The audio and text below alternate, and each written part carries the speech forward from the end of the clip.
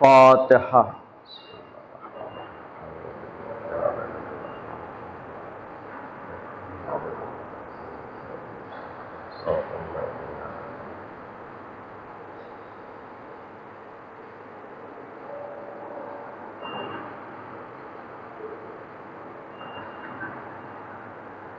ماشاء اللہ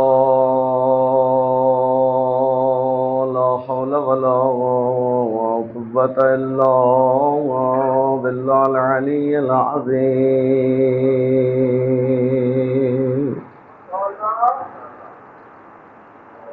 اعوذ باللہ من الشیطان اللعین الرجیم.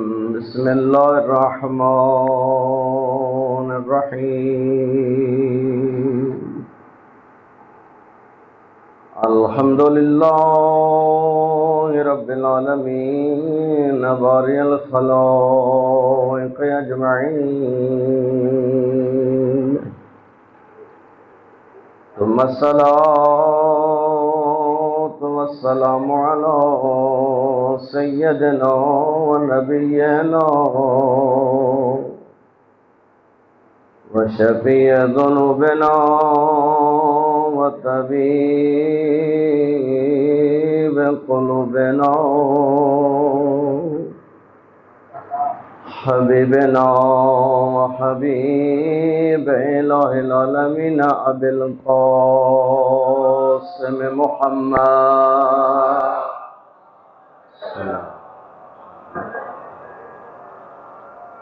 وعلى آل بيت الطيبين الطاهرين المعصومين المنتجبين المنتخبين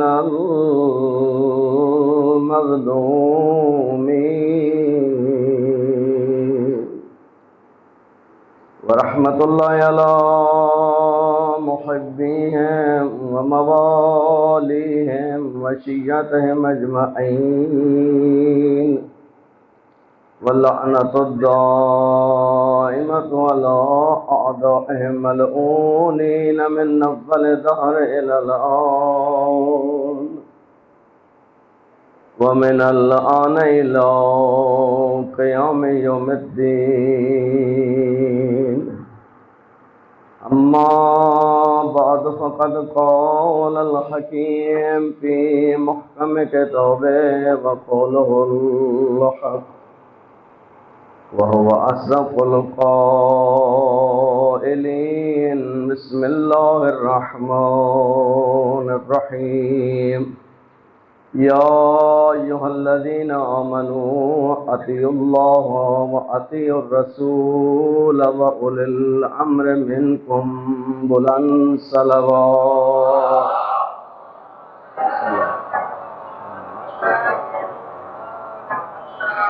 خداوند کریم آپ کے ان دعا اور عبادات کو اپنی بارگاہ میں قبول فرمائے. جو پریشان المومنین کے پریشانیوں کو دور فرمائے. جن مومنین نے دعائیں جمع لگائیں ان کی دعائیں اپنی بارگاہ میں مستجاب فرمائے. آقا اور مولا امام علیہ السلام کا جلد ظہور فرمائے. آقا کے قدموں میں جامع شہادت کی سعادت نصیب فرمائے. اپنی دعاؤں اور عبادات کی قبولیت کے لیے مل کر بآواز بلند صلوات.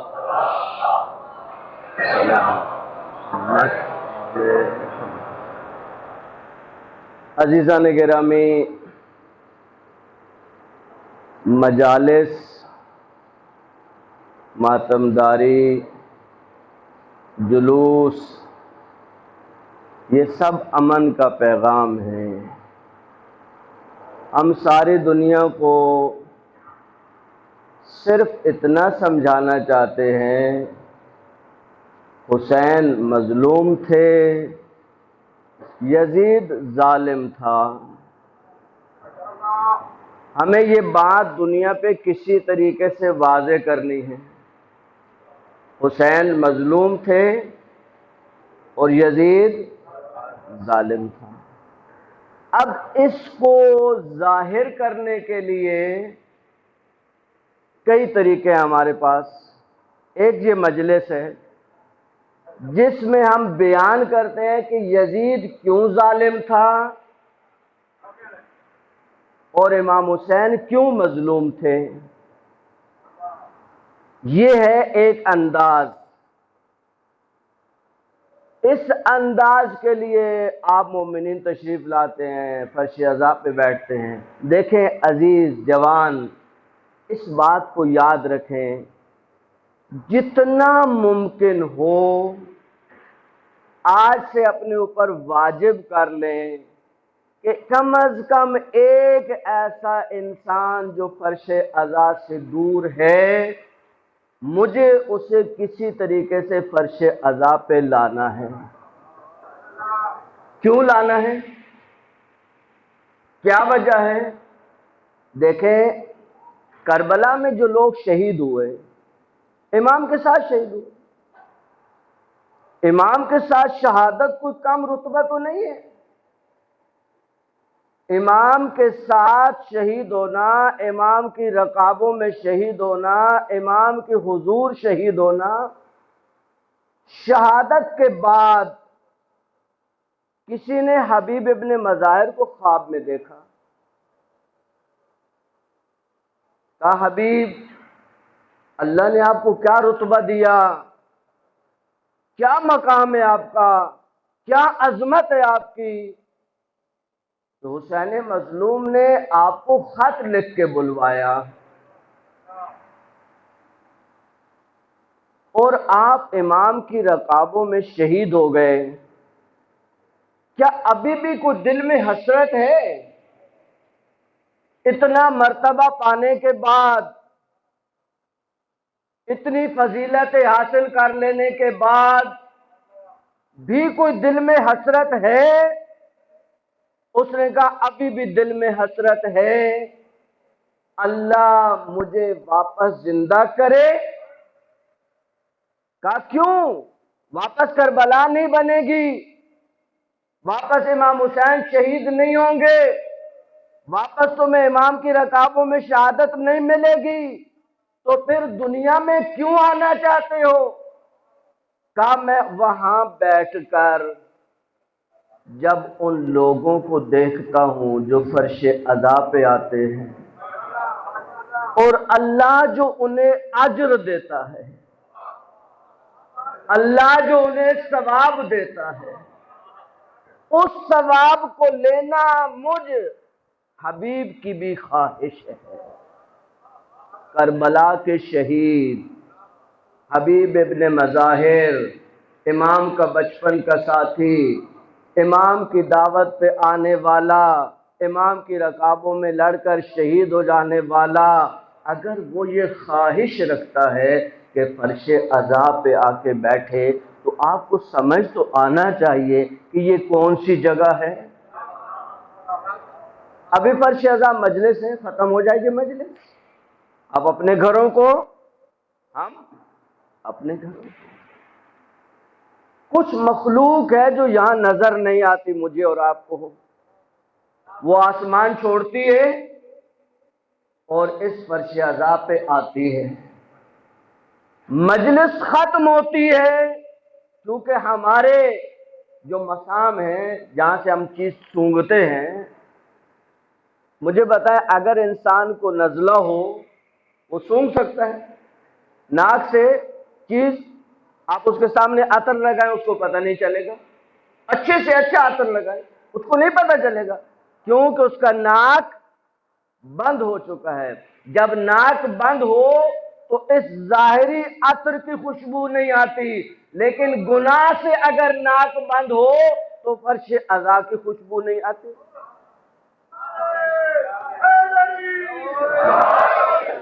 اس کی کیا خوشبو ہے؟ کیا خوشبو ہے اس کی؟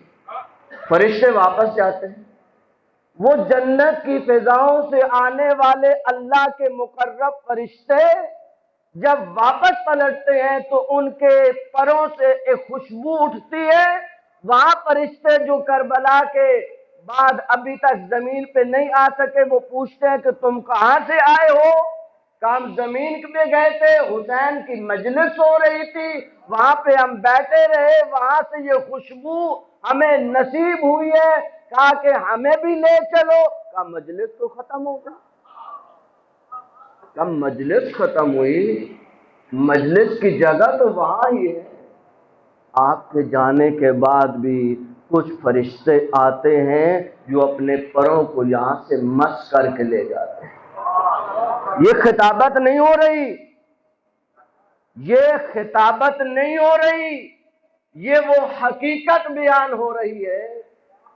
میں سوال کرتا ہوں، سب سے پہلی مجلس کب ہوئی؟ آج ہم ریٹنگ کی دنیا میں اس بات کو بھول گئے کہ حسین کی مجلس کے لیے رش کوئی معنی نہیں رکھتا.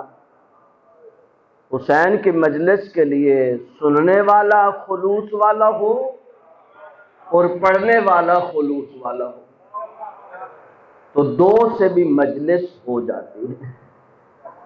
روئے زمین پہ سب سے پہلی مجلس میرے بزرگ جانتے ہیں، ان بچوں کو بتانے کے لیے، سب سے پہلی مجلس اس روئے زمین پہ کب ہوئی؟ کون پڑھنے والا تھا اور کون سننے والا تھا؟ پڑھنے والا اللہ کا معصوم فرشتہ تھا جبرائیل، اور سننے والے معصوم نبی تھے حضرت آدم. حضرت آدم کو اللہ نے جب اسماء خمسہ تعلیم فرمائے تو حضرت آدم نے جبرائیل سے کہا کہ جبرائیل مجھے یہ سمجھ نہیں آتی کہ میں جب یہ 4 نام لیتا ہوں تو میرے دل کو سرور ملتا ہے، لیکن جو ہی حسین کا نام آتا ہے تو میرا دل غم میں ڈوب جاتا ہے. مجھے اس کا راز سمجھ میں نہیں آیا. تو جبرائیل نے واقعات کربلا بتائے، کہا کہ آپ کی ذریت میں ایک آخری نبی ہے، اس نبی کا ایک بیٹا ہے جس کو کربلا میں یوں مظلومیت سے شہید کیا جائے گا. حضرت جبرائیل مجلس پڑھ رہے تھے، حضرت آدم سن کے بلک بلک کے رو رہے تھے. تو مجلس تو 2 لوگوں کی بھی ہو جاتی ہے، خلوص شرط ہے. مجلس اعضاء میں رش کوئی معنی نہیں رکھتا ہے. کبھی دیکھیں، آج ہم ریٹنگ کی دنیا میں زندگی گزار رہے ہیں، لیکن میرا عزیز، میرا جوان خصوصاً اس پیغام کو کبھی نہ بھولنا، کربلا میں امام نے ریٹنگ کو نیچے لایا ہے، اوپر نہیں کیا ہے. امام نے تو ریٹنگ کم کی. امام نے کربلا میں گھٹائے یا بڑھائے؟ امام نے عاشور کی صبح بھی کئیوں کو رخصت کیا، کہا جاؤ تمہارے چیک باؤنس ہے، میرے ساتھ چیک باؤنس نہیں چل سکتا. ایک ہے عزاداری کا یہ طریقہ، اور ایک وہ طریقہ جس کی طرف احسان بھائی نے اشارہ کیا، وہ ماتم داری ہے. دیکھیں، ماتم کی قیمت کو سمجھیں.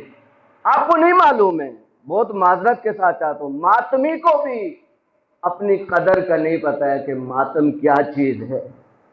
یہ ہاتھ جو فضا میں بلند ہوتا ہے نا، یہ ہاتھ یہاں تک جاتا ہے. اس ہاتھ کی مجبوری ہے کہ یہ اس سے اوپر نہیں جا سکتا ہے. یہ اس سے اوپر بھی جاتا. ماتم کے 2 میسج ہوتے ہیں. ہاتھ بلند ہوتا ہے تو کہتا ہے میرا حسین کتنا بلند ہے. ہاتھ اوپر جا کے حسین کی بلندی کو بتاتا ہے، اور سینے پہ آ کے حسین کی مظلومیت کو بتاتا ہے. آپ سینوں پہ ہاتھ نہیں مارتے، آپ یزیدیوں کے منہ پہ تماچے مارتے ہیں. میں آپ سے پوچھتا ہوں، آپ ماتم کر رہے ہیں، ایک ان نون آدمی جس کو پتہ ہی نہیں آپ کیا کر رہے ہیں، کیا اس کے دل میں سوال نہیں اٹھتا بھائی ان لوگوں کو کیا ہو گیا ہے؟ یہ کیوں روڈ پہ کھڑے ہو کے اپنے سینے پیٹ رہے ہیں؟ عام دنوں میں کبھی ہوا یہ صرف حسین مظلوم کی برکت سے ہوتا ہے کہ لاکھوں کروڑوں لوگ سینے لے کر بازاروں میں آتے ہیں اور ماتم داری کرتے ہیں۔ یہ ماتم داری پہ پابندیاں، جلوس کے خلاف ایف آئی آریں، ماتمیوں کے خلاف ایف آئی آریں، کبھی سوچئے گا کہ اس کے پیچھے مسئلہ کیا ہے؟ اس کے پیچھے مسئلہ یہ ہے، یہاں مجلس ہو رہی ہے، آپ سن رہے ہیں یا جو سن رہے ہیں، لیکن جب ماتم ہوتا ہے روڈ کے اوپر تو ہر آنے جانے والا دیکھتا ہے یہ کیا ہو رہا ہے۔ اب انون آدمی پوچھتا ہے یہ کیا ہوا، یہ کیوں ماتم کر رہے ہیں؟ اچھا ماتم غم کی علامت ہے؟ یقیناً غم کی علامت ہے۔ وہ کہتے ہیں ان کو کیا ہوا؟ کہ یہ ایک حسین مظلوم کا ماتم کرتے ہیں۔ وہ حسین کا وہ رسول کے نواسے تھے، کا رسول کے نواسے کو مارا کس نے؟ آج آپ کے علاقے میں کسی سید بچے کو کوئی تھپڑ مار دے تو آدھا محلہ کھڑا ہو جائے کہ شرم نہیں آتی، رسول کی بیٹا ہے، آل رسول ہے۔ کئی لوگ کھڑے ہو جائیں گے مذہب و مسلک کی تفریق کے بغیر، تو وہ پوچھتا ہے بھی کس نے حسین کو شہید کیا؟ کا ایک یزید پلید نامی شخص تھا جس نے یہ کام کیا۔ اب دیکھیں مظلوم سے ہمدردی اور ظلم سے نفرت ایک فطری عمل ہے۔ ہر انسان اپنے دل میں محسوس کرتا ہے کہ وہ مظلوم کی حمایت کرنا چاہتا ہے اور ظالم سے نفرت کرتا ہے۔ تو یہ میسج کہاں تک جاتا ہے دنیا میں؟ یہ ماتم داری کی قدر کو جانیں، ماتم کی عظمت کو جانیں، اپنی قدر کو جانیں کہ آپ ایک مظلوم امام کا میسج ساری دنیا تک پہنچاتے ہیں، اور اس جلوس کے دوران جب نماز قائم ہوتی ہے تو آپ زیارت وارثہ کے ان جملوں کو دہراتے ہیں، اشہد انک قد اقمت الصلاۃ، اے آقا میں گواہی دیتا ہوں آپ نے نماز پڑھی نہیں۔ آپ یہ نہیں کہتے قد قرأت الصلاۃ، اے آقا میں گواہی دیتا ہوں کہ آپ نے نماز پڑھی۔ آپ زیارت وارثہ میں یہ جملے نہیں پڑھتے، آپ کہتے اشہد انک قد اقمت الصلاۃ، آپ نے نماز کو قائم کیا۔ نماز پڑھتا انسان خود، جب دوسروں کو نماز پہ لائے تو اس کو کہتے ہیں نماز کو قائم کرنا۔ مولا حسین نے نماز کو قائم کیا ہے، خود بھی نمازی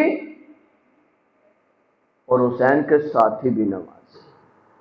آج کچھ ہیں منحوس آپ کی صفوں میں جو کہتے ہیں وہ بھی تو نماز پڑھتے تھے، تجھے اس منحوس کی نماز نظر آتی ہے، تجھے حسین مظلوم کی نماز کیوں نظر نہیں آتی؟ تجھے زہرا کی بیٹیوں کی وہ نمازیں کیوں نظر نہیں آتی جو تنگ اور تاریک بازاروں میں پڑھی؟ اگر نماز کو یاد کرنا ہے تو اہل بیت کی نماز کو یاد کر، زہرا کی وہ نمازیں یاد کر جو ٹوٹی پسلیوں کے ساتھ پڑھی، مولا علی کی ان نمازوں کو یاد کر جو شب ضربت کے بعد پڑھی، امام موسیٰ کاظم کی ان نمازوں کو یاد کر جو تنگ اور تاریک زندانوں میں پڑھی۔ نماز کو یاد کرنا ہے تو ان نمازوں کو یاد کر جو نمازیں اللہ کے قریب لے جاتی ہیں، کیونکہ بات ماتم کے صلوات بھیج اہل بیت کی ذات پر۔ ایک میسج چلا جائے جوانوں تک، آپ پہ بہت اعتراض ہے کہ آپ ماتم کرتے ہیں، کہتے ہیں بڑے فخر سے ہم غم نہیں کرتے، ماتم کی صدا سنتے ہیں ماتم نہیں کرتے، اپنا کوئی مرتا ہے تو روتے ہو تڑپ کے، پر سبط پیغمبر کا کبھی غم نہیں کرتے، وہ لوگ بھلا سمجھیں گے کیا رمز شہادت جو عید تو کرتے ہیں محرم نہیں کرتے۔ کیوں آپ کا دل جلتا ہے، کیوں جلتا ہے سینہ، ہم آپ کے سینے پہ تو ماتم نہیں کرتے۔ گریہ کیا یعقوب نے، ان کو بھی تو ٹوکو، یوسف ابھی زندہ ہیں یوں غم نہیں کرتے۔ آدم نے ہوا کے لیے پیٹا ہے سینہ، سمجھاؤ انہیں زندوں کا ماتم نہیں کرتے۔ حمزہ تو شہیدوں کے بھی سردار ہیں لیکن کرتے نہ محمد تو چلو ہم بھی نہ کرتے۔ آپ کو معلوم ہے پیغمبر نے حضرت حمزہ کی شہادت کے بعد آئے اور پیغمبر نے حسرت کی، کہا کہ میں دیکھ رہا ہوں سارے شہیدوں پہ رونے والے ہیں، میرے چچا پہ کوئی رونے والا نہیں ہے۔ تو خواتین روتی پیٹتی، یہ روایتیں آپ کو اہل سنت کی کتابوں میں ملیں گی، روتی پیٹتی نکلی پیغمبر کی خواہش پر، حضرت حمزہ پر۔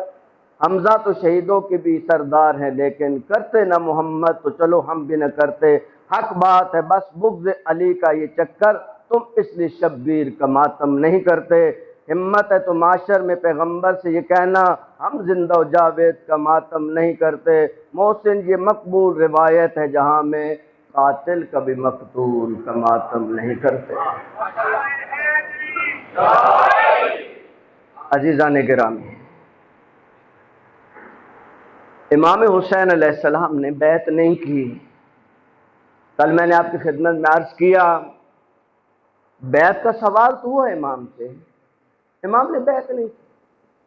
امام کو یہ ساری شہادتیں آسان نظر آئیں، یہ سارے مصائب آسان نظر آئے، لیکن بیعت نہیں کی امام علیہ السلام نے۔ امام کے پیش نظر کیا تھا؟ امام کیا سوچ رہے تھے؟ کیا یہ تھا، وہ کیا چیز سبب بنی کہ امام نے بیعت نہیں کی؟ کیا یہ امام کے دل میں تھا؟ امام یہ سوچ رہے تھے؟ کیا امام کو یہ توقع تھی کہ اس قربانی کے نتیجے میں، جو میں قربانی دینے جا رہا ہوں، اس کے نتیجے میں امام کو کیا یہ توقع تھی کہ خلافت اپنے صحیح اصولوں پر واپس آ جائے گی؟ بہت توجہ سے سنیے گا۔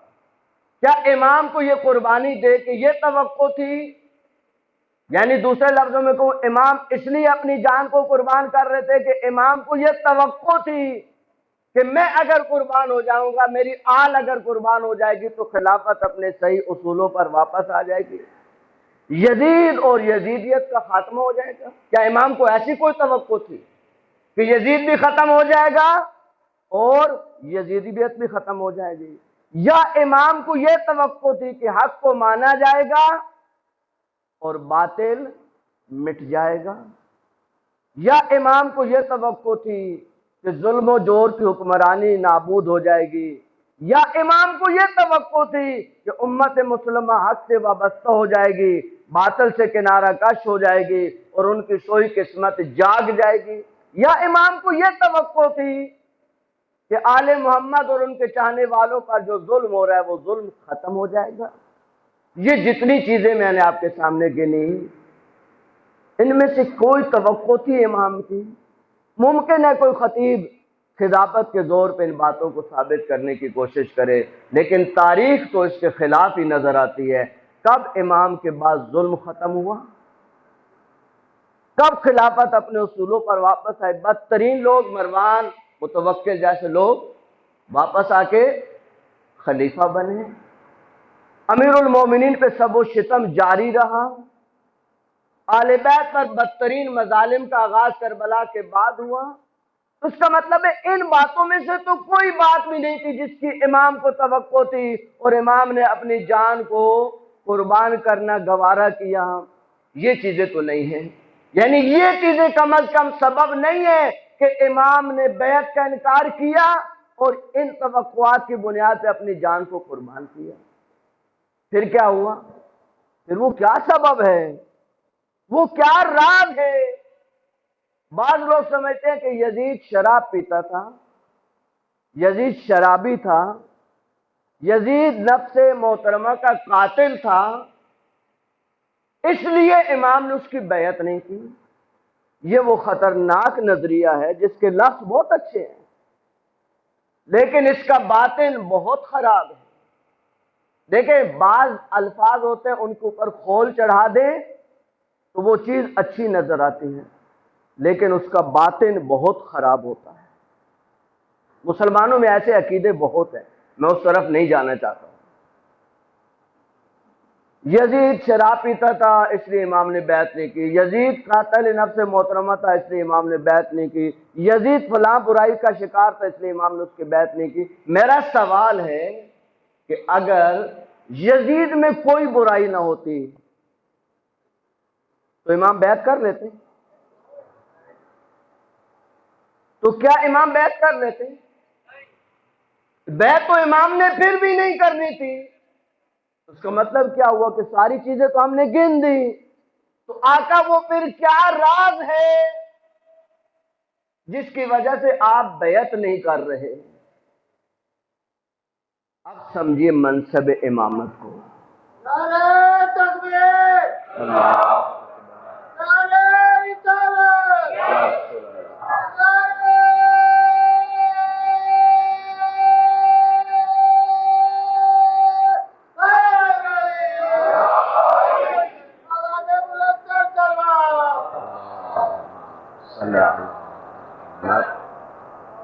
دیکھیں عزیزان، منصب امامت کو سمجھیے۔ ہمارا ساری دنیا سے جھگڑے اس منصب امامت پر ہے۔ ہم ساری دنیا کو امامت سمجھانا چاہتے ہیں۔ امامت کو سمجھیے، امام نے بیعت کیوں نہیں کی؟ اس سوال کو تھوڑا الٹ دیں۔ امام نہیں ہوتے، امام سے بیعت کا سوال نہیں ہوتا۔ آپ امام کی جگہ رکھتے حضرت محمد مصطفیٰ صلی اللہ علیہ وآلہ وسلم، جا بجا کرتے پیغمبر آگے امام کی جگہ پر۔ اب پیغمبر ہوتے اور یزید سے زیادہ کوئی ڈکٹیٹر ہوتا اور اس کے پاس یزید سے زیادہ لشکر ہوتا اور پیغمبر کے پاس امام حسین سے بھی کم تر لشکر ہوتا اور پیغمبر کو مجبور کیا جاتا کہ آپ ہماری بیعت کریں، تو کوئی مسلمان ہے جو یہ کہے کہ پیغمبر بیعت کر لیتے؟ وہ کہیں گے نہیں، کبھی نہیں ہو سکتا۔ پہلے پیغمبر کوشش کرتے اس کو سمجھانے کی، اگر وہ نہیں سمجھتا تو کہتے ٹھیک ہے ہمارا راستہ چھوڑ دو، ہم کہیں اور چلے جاتے ہیں۔ اگر وہ پیغمبر کو راستہ بھی نہیں دیتا اور پیغمبر کے سامنے سب آرا ہو جاتا تو پھر پیغمبر جتنا مقابلہ اس سے کر سکتے تھے کرتے، بیعت نہ کرتے۔ جب رسول بیعت نہ کرتے تو اب سمجھو کہ پیغمبر نے کیوں کہا تھا حسین منی وانا من حسین، میں حسین سے ہوں اور حسین مجھ سے۔ حسین کی بیعت کرنا گویا رسول کی بیعت کرنا ہے۔ حسین بیعت کر لے یعنی گویا رسول نے بیعت کر لی۔ حسین نے بیعت سے انکار کیا گویا رسول نے بیعت سے انکار کیا۔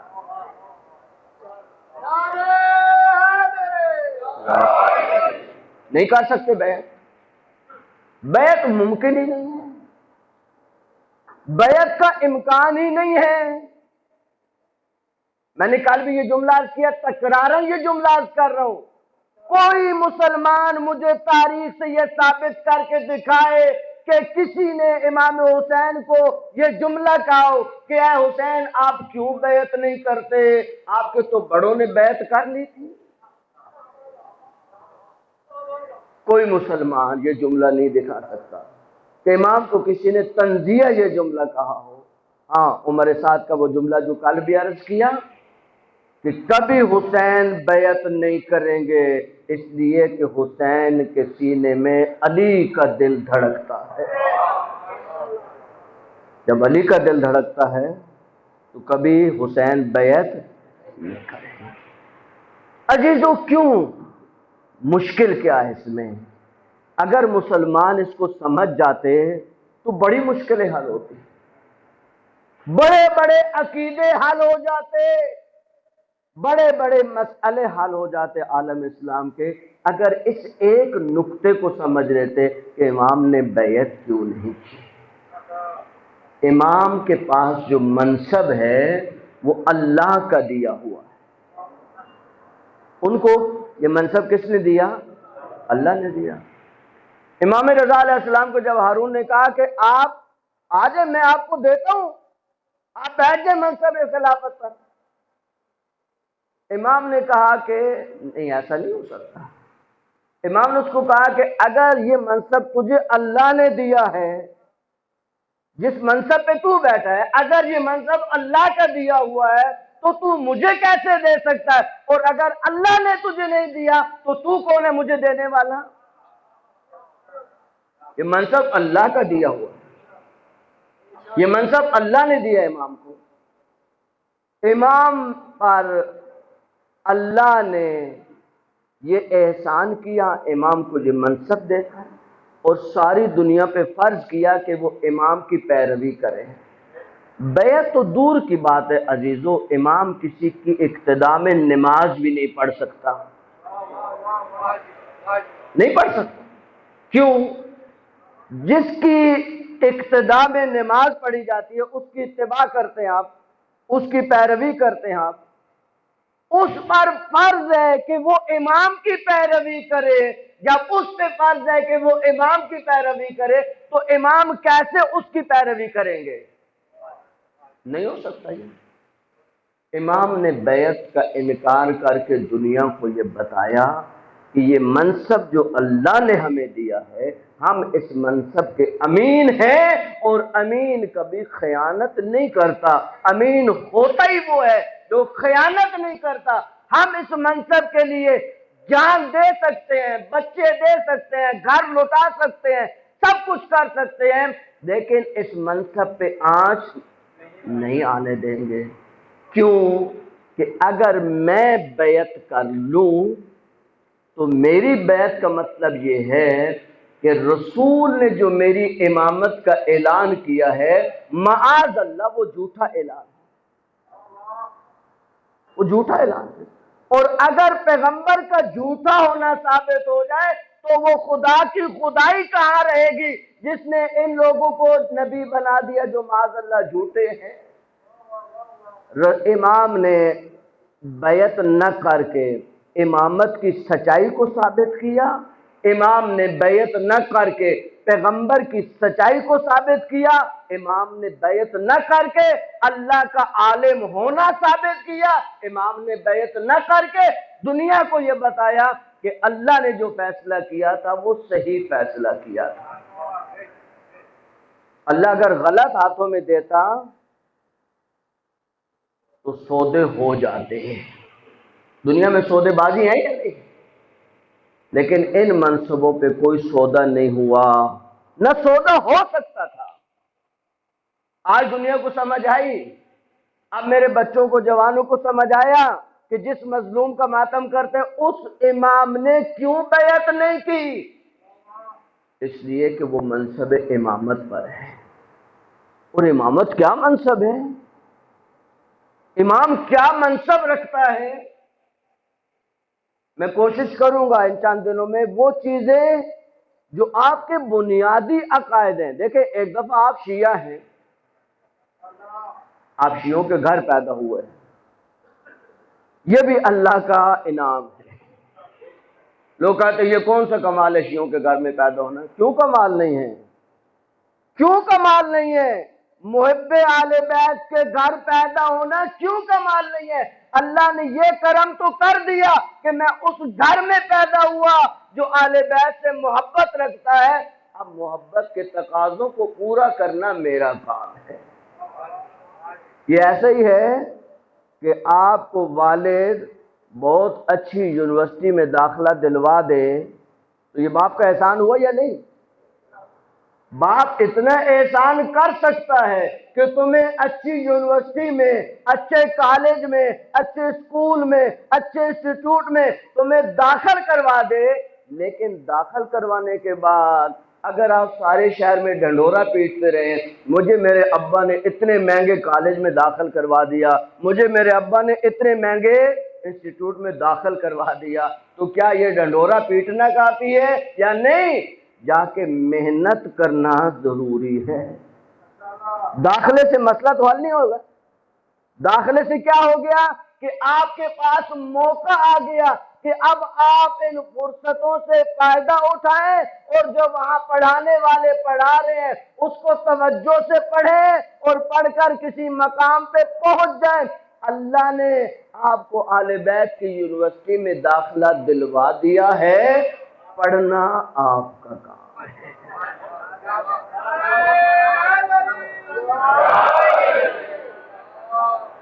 آل بیت کی یونیورسٹی میں بلندتر سلوات بھیجے آل بیت۔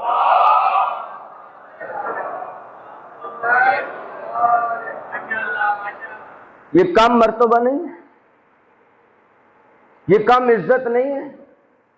ایک طالب علم پاکستان سے قم پڑھنے کے لیے گئے، آغا مہرشی نجفی بہت بزرگ مجتہد گزرے ہیں، ان کا ایک وصیت نامہ شاید اردو میں ترجمہ بھی ہے، خصوصاً جوان اس کو ضرور پڑھے، انہیں پتہ چلے عزاداری کیا چیز ہے اور مولا کے غم میں اشک بہانا کیا نعمت ہے۔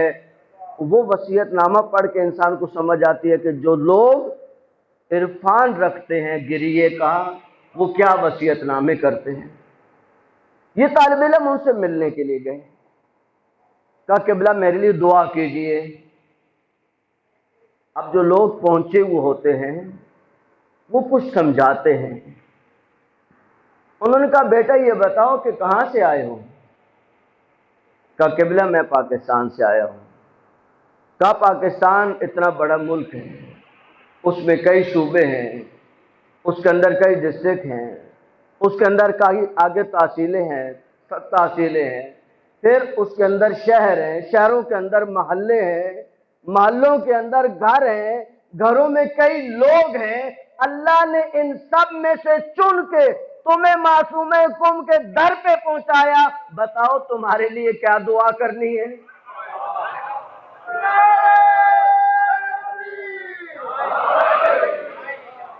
بتاؤ۔ اللہ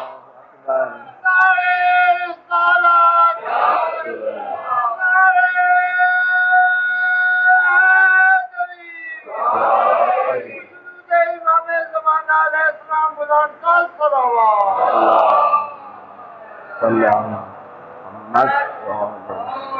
تھوڑا سا اگر فکروں کو بلند کریں تو جملہ اسی سے الہام لیتی ہوئے عرض کروں، آیت اللہ نے اس کو کیا کہا کہ اللہ نے پاکستان کی آبادی سے چن کے تمہیں معصوم قم کے در پہ پہنچایا، تمہارے لیے کیا دعا کروں؟ کبھی سوچئے گا اللہ نے اس 8 ارب کی آبادی میں سے تمہیں حسین کے لیے چنا، سمجھ رہے ہیں؟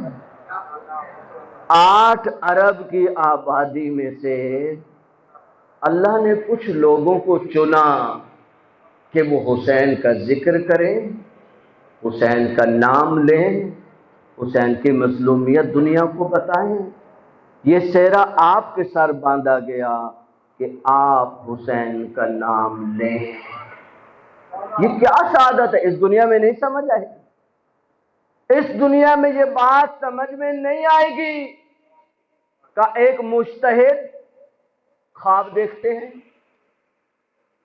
عالم قیامت ہیں، اور کچھ لوگ بہشت میں جا رہے ہیں عام راستوں سے، اور کچھ لوگ ایک خاص رستے سے جا رہے ہیں۔ یہ فرماتے ہیں میں نے اس خاص رستے کا رخ کیا تو مجھے فرشتوں نے روکا، کہا کہ آپ بہشت تو جائیں گے لیکن اس راستے سے نہیں جائیں گے۔ کہا خیریت؟ کہا یہ راستہ صرف ان کا ہے جو ذکر حسین کرتے ہیں۔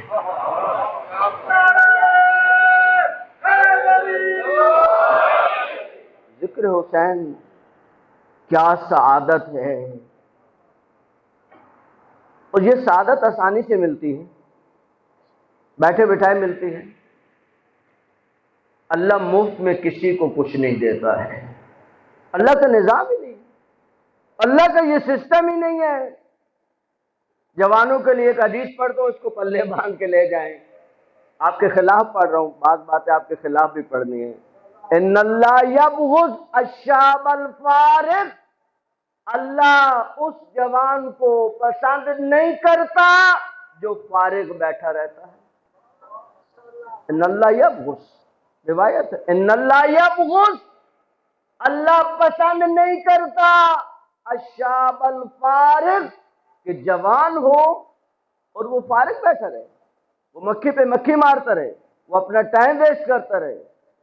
اگر میں آپ کے اکاؤنٹ میں، البتہ یہ فرضی بات ہے، ہاں مولانا کی باتیں فرضی ہوتی ہیں، اگر آپ کے اکاؤنٹ میں 84,600 روپیہ ڈال دیا جائے اور آپ کو کہا جائے کہ فقط ایک دن میں اس کو استعمال کرنا ہے، کل یہ ختم ہو جائے گے، یہ کارڈ ہے کریڈٹ کارڈ، اس کے اندر 84,600 روپیہ ہے، لیکن استعمال فقط ایک دن میں کرنا ہے، تو بتائیں کتنی مینجمنٹ آئے گی، کتنے طریقے استعمال کیے جائیں گے کہ یہ پیسہ ضائع بھی نہ ہو، صحیح چیزیں بھی آ جائیں، استعمال بھی ہو جائیں۔ اللہ آپ کو روزانہ ایک کارڈ دیتا ہے جس کارڈ کا نام ہے عمر، اور اس کے اندر 84,600 سیکنڈ ہوتے ہیں۔ اللہ کہتا ہے لے لو، کل یہ واپس نہیں ملنے والے ہیں، واپس نہیں ملے، گیا تو ہاتھ سے گیا۔ مولا فرماتے ہیں وقت فرصت کاٹنے والے تلوار کی طرح ہے، اگر تم نے اس سے کسی چیز کو کاٹ لیا تو 100 کاٹ لیا، نہیں تو وہ تمہیں کاٹتی ہوئی گزر جائے گی۔ وقت کی قدر کو جانے، جوان خصوصاً اپنی زندگی کی قدر کو جانے، اپنے مقصد کی قدر کو جانے۔ اللہ نے آپ کو بامقصد خلق کیا ہے، اور اس مقصد کو سمجھانے کے لیے آقا حسین نے چھوٹی قربانی نہیں دی ہے، آپ کے لیے، میرے لیے، کہ ہم راہ راست پہ رہیں، ہم ہدایت سے دور نہ ہو۔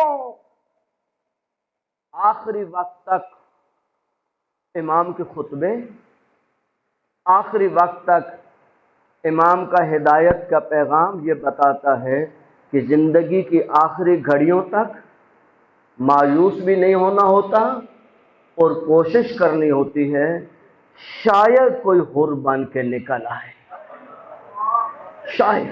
آپ اپنا کام جاری رکھیں، اللہ نے کس کو آپ کے مقدر سے حر بنانا ہے آپ کو نہیں معلوم۔ اور یہ جو آنکھ سے آنسو نکلتا ہے عزیزو، میں اور آپ جانتے بھی نہیں اس کی قدر کیا ہے، اس کی ویلیو کیا ہے۔ حضرت ابراہیم نے اللہ کی راہ میں قربانی دی،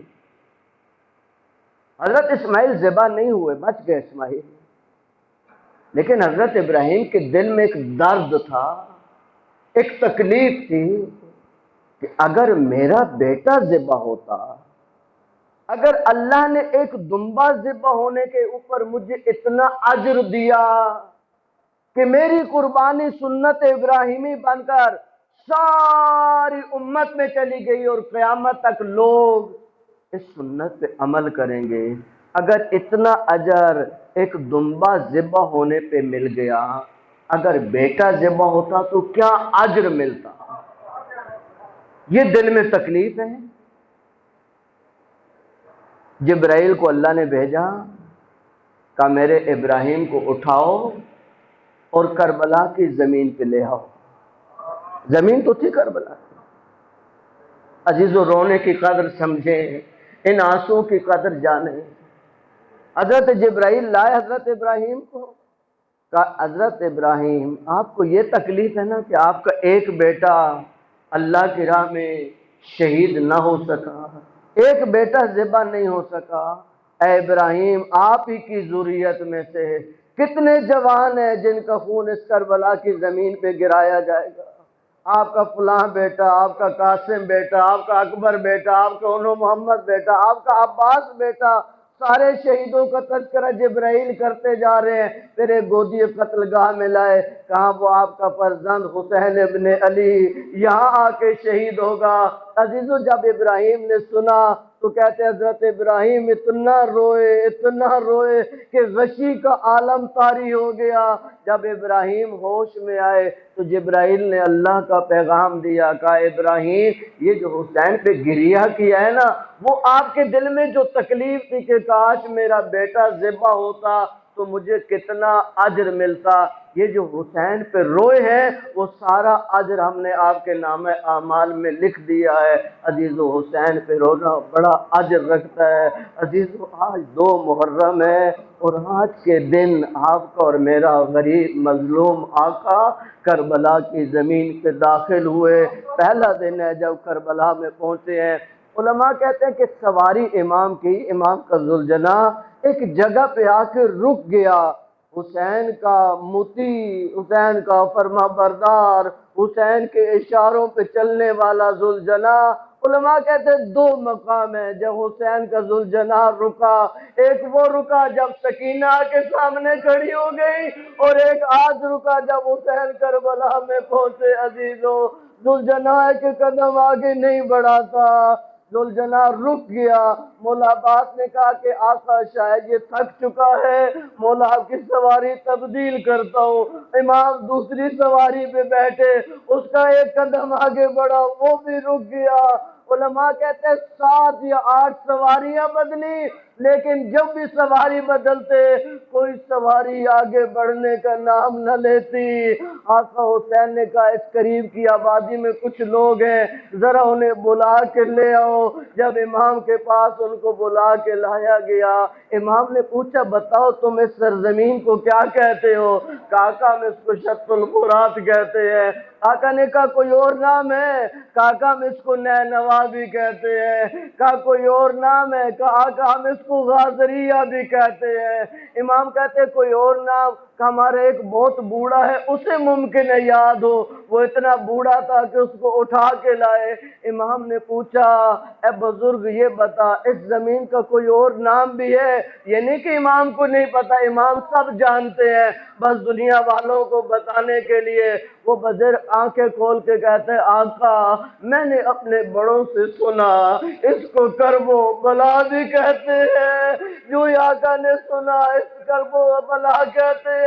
آقا نے کہا عباس میرا خیمہ بس یہاں لگا دو، میرے خیموں کو یہاں نصب کر دو۔ وہ بوڑھا ہاتھ جوڑ کے کہتا ہے زہرا کلال میں منع نہیں کرتا آپ امام ہیں، لیکن میں خواہش کرتا ہوں آقا تھوڑا آگے چلے جائیں۔ کہا کیا ہوا؟ یا کوئی نبی ایسا نہیں آیا جو زخمی نہیں ہوا، ہر نبی کا خون کربلا کی زمین میں ہے۔ اے آقا یہ نبی زادوں کو راس نہیں آتی، یہ زمین نبی زادوں کو راس نہیں آتی۔ آقا فرماتے ہیں میں اسی کو تو آباد کرنے آیا ہوں۔ اے آقا مظلوم کی خدمت میں السلام علیک یا ابا عبداللہ وعلى الأرواح التي حلت بفنو عليك مني سلام الله أبدا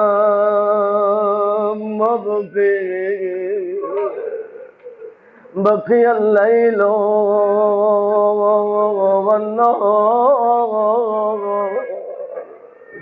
ولا جعل الله واغفر الله دے مني لزيارتكم۔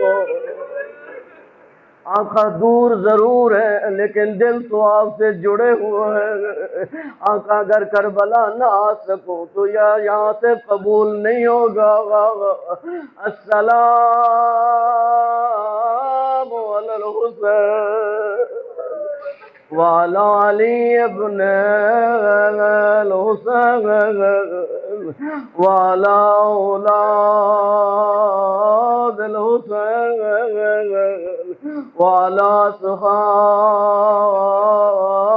الحسين اے عزیزوں میرے آقا نے حکم دیا عباس بھیا خیموں کو نصب کر دے۔ سب سے پہلے جو خیمہ نصب ہوا وہ شریکت الحسین بی بی زینب کا خیمہ ہے۔ بی بیاں خیمے میں داخل ہوئی، ابھی حسین بنی اسد کے لوگوں سے باتیں کر رہے تھے۔ بی بی زینب نے فضہ کو بلایا، کہا فضہ جلدی چلی جا، میرے حسین کو بلا کے لے آ۔ آقا تشریف لائے، کہا بھیا بہن زینب کیا ہوا؟ کہا یہ کون سی جگہ ہے؟ کہا بہن زینب کیا ہوا؟ کہا جب سے میں خیمے میں آئی ہوں میرا دل بہت پریشان ہے، خیمے کے پیچھے سے مجھے کسی بی بی کے رونے کی آواز آ رہی ہے، آواز سنائی ہے۔ کہا بہن زینب آواز نہیں پہچانی، وہ دکھیاری ماں جو ہمارے ساتھ ساتھ چل رہی ہے۔ کہا حسین ماں اتنا کیوں رو رہی ہے؟ کہا یا عباس کے بازو کٹیں گے یا قاسم کا لاشا پامال ہوگا، یا انہوں محمد شہید ہوں گے، یا اکبر کے سینے سے میں برقی نکالوں گا۔ اجرکم اللہ، اجرکم اللہ۔ عزیزوں میرا آقا ہے، بنی اسد کے لوگوں کو بلایا، کہ بنی اسد کے لوگوں مجھے یہ زمین خریدنا ہے، کہا کہ آپ جتنا بھی رہنا چاہیں آپ ہمارے مہمان ہیں۔ آقا نے فرمایا نہیں، میں تھوڑے وقت کے لیے نہیں آیا ہوں، قیامت تک مجھے یہاں ہی رہنا ہے، مجھے اس زمین کو خریدنا ہے۔ امام نے زمین کو خریدا، خرید کے بنی اسد کو واپس ہبا کیا اور دو شرطیں لگائی، کہ میں دو شرطوں میں ہبا کرتا ہوں، 7-8 دن آپ کا مہمان ہوں، 7-8 دن کے بعد ہماری شہادتیں ہو جائیں گی، یہ نجس لاشیں اپنے لے کے چلے جائیں گے، فقط ہمارے لاشیں رہ جائیں گے، ہمارے لاشوں کو دفن کر دینا۔ اور دوسری شرط عجیب ہے، آقا فرماتے جب بھی میرا کوئی زائر پہنچے اس کو 3 دن میرا مہمان کرنا، اس کو کھانا کھلانا، اس کو پانی پلانا۔ اے زہرا کلال تو پیاسا شہید ہوا، تیرے بچے پیاسے مارے گئے، لیکن تجھے ہماری پیاس کا خیال ہے۔ عزیز و عجیب کریم امام ہے، امام عجیب کریم ہے۔ حر نے دیکھا، حر کہتے آقا ہمارا پانی ختم ہو چکا ہے، ابھی راستے میں ہے۔ امام نے کہا عباس ان کو پانی پلا دو، ان کو پانی پلا دو۔ عزیز و 1000 سوار ہے، 1000 سوار کو، حر کے سواروں کو عباس مولا نے پانی پلایا۔ اب امام باہر نکلے، دیکھا سواریاں یعنی ان کے گھوڑے، ان کی زبانیں باہر نکلی ہوئی، کہا عباس حیوانوں کو پانی نہیں پلایا؟ کہا نہیں آقا، کہا نہیں حیوانوں کو بھی پانی پلا دو۔ جس کریم امام نے حیوانوں کو بھی پانی پلایا اس کے بچے اسی زمین پر عزیزوں پیاسے شہید ہوئے۔ امام نے کہا بنی اسد کے لوگوں جب ہم شہید ہو جائیں گے ہمیں دفن کر دینا۔ عزیزو جب مرد جانے لگے آقا نے کہا ذرا ٹھہر جاؤ، جب گھروں کو پہنچنا تو اپنی بیویوں کو میری طرف روانہ کرنا۔ بنی اسد کے لوگ گھروں میں پہنچے، کہا بیویوں تمہارا مقدر جاگ گیا، تمہیں زہرا کے لال نے یاد کیا، حیا کی چادریں اوڑھی آقا کے سامنے کھڑی ہو گئی۔ آقا نے کہا بیویوں میں نے تمہارے مردوں کو وصیت کی ہے کہ وہ ہمارے لاشوں کو دفن کر دے، لیکن ممکن ہے وہ حکومت سے ڈر جائیں اور ہمارے لاشوں کو دفن نہ کرے۔ اے غریبی حسین، اے مظلومی حسین، کہا بیویوں اگر تمہارے مرد نہ پہنچے تو بیویوں تم آ جانا، اور ہمارے لاشوں کو دفن کر دینا۔ اب جب بیویاں جانے لگی، امام نے کہا بیویوں گھروں کو جاؤ، لیکن تمہارے ننھے ننھے بچے ہیں انہیں میرے پاس روانہ کر دو۔ کہتے بیویاں گھروں کو پہنچی، اپنے ننھے ننھے بچوں کو روانہ کیا۔ بچے کھیلتے دوڑتے حسین مولا کے سامنے آ کے کھڑے ہوئے۔ آقا نے کہا بچوں تم چھوٹے ہو، میں جانتا ہوں تم ہمیں دفن نہیں کر سکتے، میں نے تمہارے والدین کو وصیت کی ہے کہ وہ ہمارے لاشوں کو دفن کرے، لیکن بچوں ممکن ہے وہ حکومت کے ڈر سے نہ آئے۔ اے بچوں تم دفن تو نہ کر سکو گے، لیکن بچوں چلے آنا، ایک مٹھی خاک کی لینا، ہمارے لاشوں پہ ڈال دینا۔ اے بچوں تمہارا کھیل ہو جائے گا اور ہمارے لاشیں مٹی کے اندر۔